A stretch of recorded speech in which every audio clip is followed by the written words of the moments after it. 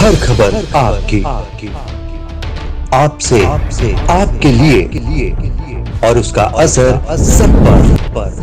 दिन भर की तमाम ताजा घटनाओं की बड़ी खबर सिर्फ न्यूज लिंक पर। निर्भीक, निष्पक्ष, निरंतर।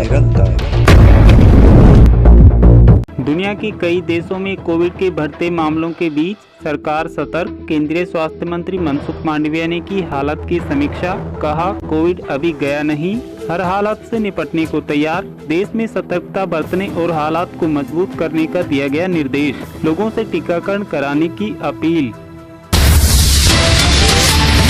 कोविड के खतरे से निपटने के लिए सरकार ने लोगों को भीड़ भाड़ वाली जगहों पर मास्क लगाने की दी सलाह।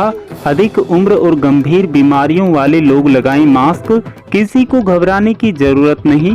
वायरस का वेरिएंट चीन में सक्रिय है, उसके 4 मामले पहले से ही। देश में विमानन क्षेत्र में कोरोना संबंधी नियमों में फिलहाल कोई बदलाव नहीं। कांग्रेस की भारत जोड़ो यात्रा में कोविड नियमों के पालन में स्वास्थ्य मंत्री मनसुख मांडविया ने कांग्रेस नेता राहुल गांधी और राजस्थान के मुख्यमंत्री अशोक गहलोत को लिखा खत।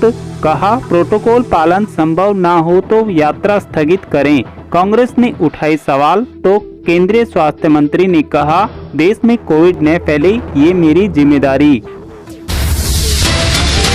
तवांग मसले पर जारी है सियासी घमासान। विपक्ष के हंगामे से लोकसभा में कामकाज बाधित। विपक्ष ने किया वॉकआउट, सरकार का पलटवार। कहा, ये विडंबना है, कांग्रेस के लोगों को रक्षा मंत्री के ऊपर विश्वास नहीं। किरण रिजिजू ने कहा, 2005 में तत्कालीन प्रधानमंत्री मनमोहन सिंह ने बीजेपी से कहा था, भारत चीन सीमा के मुद्दे संवेदनशील, उन्हें उजागर न करके आर्थिक रूप से निपटना चाहिए। केंद्रीय गृह मंत्री अमित शाह ने लोकसभा में नशीले पदार्थों के दुरुपयोग पर हुई चर्चा में दिया जवाब। कहा, ड्रग्स के कारोबार और उनसे होने वाली कमाई को लेकर सरकार की जीरो टॉलरेंस की नीति। भारत को नशा मुक्त रखने के लिए नहीं छोड़ेंगे कोई कोर कसर। राज्यों को इस मामले में दी जा रही है पूरी मदद। केंद्रीय गृह मंत्री अमित शाह ने कहा, सीमाओं, बंदरगाहों और हवाई अड्डों से नशीली दवाओं पर रोक लगाने की जरूरत। समुद्री लूटपाट के खिलाफ कार्यवाही के लिए एजेंसियों को अधिक मजबूत बनाने से समुद्री जल दस्युता रोधी विधेयक संसद से पारित। संसद के शीतकालीन सत्र के 11वें कार्य दिवस पर राज्यसभा ने मंजूरी देते हुए the maritime anti piracy bill 2022 किया पारित। लोकसभा पहले ही कर चुकी है पास। केंद्रीय वित्त मंत्री निर्मला सीतारमण ने राज्यसभा में विनियोग विधेयक पर हुई चर्चा का दिया जवाब। कहा, अंतर्राष्ट्रीय कारणों से ईंधन और उर्वरकों के बढ़े दाम, महंगाई दर पर सरकार की लगातार नजर। दिल्ली के आबकारी नीति घोटाले में ईडी की चार्जशीट में बड़ा खुलासा। आरोपी दिनेश अरोड़ा ने आप नेता संजय सिंह के कहने पर चुनाव के लिए पार्टी फंड में दिए 82 लाख रुपए।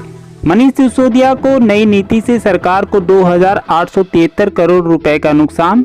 आरोपी को 295 करोड़ रुपए का हुआ फायदा। बीजेपी ने बोला केजरीवाल पर हमला। कहा, ये आप नहीं, पाप पार्टी। रिजर्व बैंक ने चेताया, अगर निजी क्रिप्टो करेंसी पर न किया गया नियंत्रण तो ये बन सकती है भविष्य की वित्तीय संकट का कारण। गवर्नर शक्तिकांत दास ने G20 के लिए बहुपक्षवाद में भरोसा बहाल करने को बताया बड़ी चुनौती। कहा, मौजूदा हालत में भारत वैश्विक और आर्थिक मसलों पर निभा सकता है अहम भूमिका।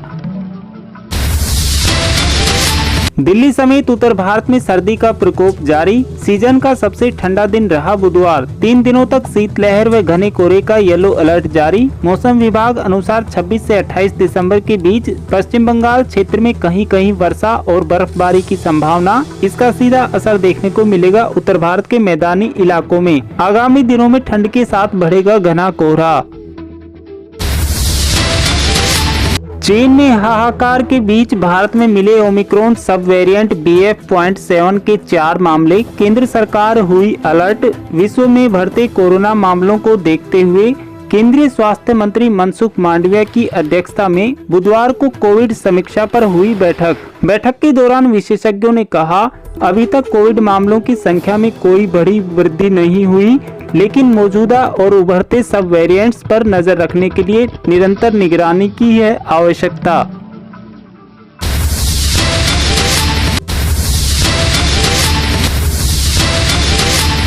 हर खबर आपकी, आपसे, आपके लिए और उसका असर सब पर। दिन भर की तमाम ताजा घटनाओं की बड़ी खबर सिर्फ न्यूज लिंक पर।